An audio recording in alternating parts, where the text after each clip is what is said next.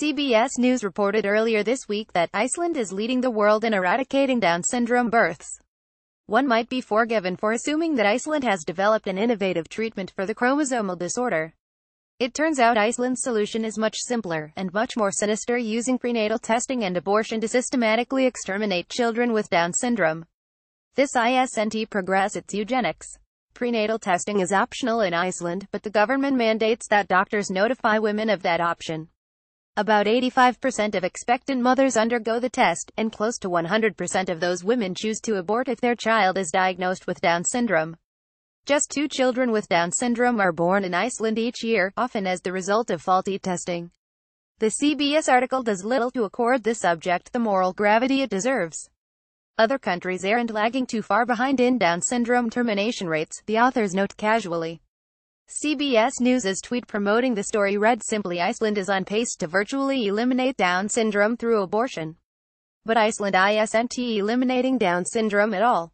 It's eliminating people. The callous tone of the piece makes selective abortion sound like a technological innovation rather than what it really is: the intentional targeting of unfit persons for total elimination.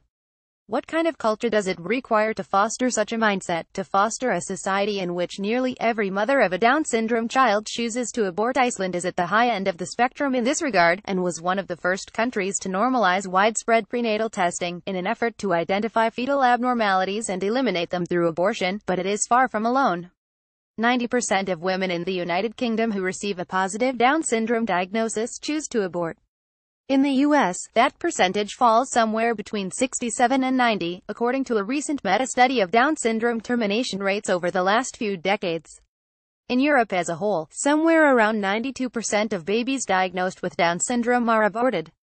This targeting of individuals with Down syndrome is borne out not just in astronomical abortion rates, but in a cultural attitude that often regards them as less than human. In France, for example, the state council banned from the airwaves a video featuring children with Down syndrome talking about their happy lives. The advertisement was meant to comfort mothers who received the prenatal diagnosis and assure them that their children would have beautiful, largely normal lives. The ad was forbidden by the French government because the smiles of the children would disturb the conscience of women who had lawfully made different personal life choices. In other words, because seeing them happy would upset women who had aborted their Down syndrome children. Meanwhile, prenatal testing is praised nearly universally for its ability to give women a full array of options for their pregnancies, but many women report feeling pressured by their doctors, whether to be tested in the first place or to choose abortion if the test reveals Down syndrome or other abnormalities. It is taken for granted in the medical community that no woman would carry a Down syndrome pregnancy to term. This pressure reveals the pervasive belief that selective abortion is somehow an actual healthcare solution. Instead of seeking real treatment for the ailments that plague people with Down syndrome, or even finding potential cures, we have settled for a false vision of progress that kills people with a disorder rather than treating them. A counselor at an Iceland hospital sees the issue even more starkly. "We don't look at abortion as a murder," she said. "We look at it as a thing that we ended. We ended a possible life that may have had a huge complication, preventing suffering for the child and for the family. And I think that is more right than seeing it as a murder. That's so black and white. Life isn't black and white. Life is gray. Too many people today believe it is preferable, and indeed more humane, to murder children rather than allow them to suffer. It is in this supposed gray area that the desire to promote health and well-being morphs into the insidious view that people with Down syndrome are better off dead, and that we will be a more advanced society for having relieved them of the burden of a limited life. Too many people today believe it is preferable, and indeed more humane, to murder children rather than allow them to suffer.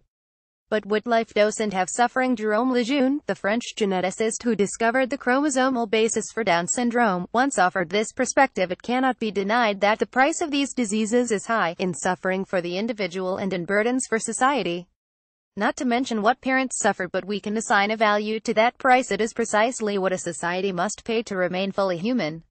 The title of the CBS piece asks, "What kind of society do you want to live in?" The article's implicit response seems to be one dedicated to eliminating abnormality and suffering by any means necessary.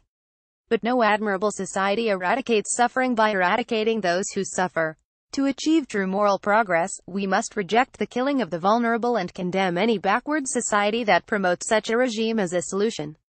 Read more at Medical Pros are wrong on Down syndrome. Dear future mom, and the sensitivity police France prepares to criminalize pro-life advocacy. Alexandra Desanctis is a William F. Buckley Jr. Fellow in Political Journalism at the National Review Institute.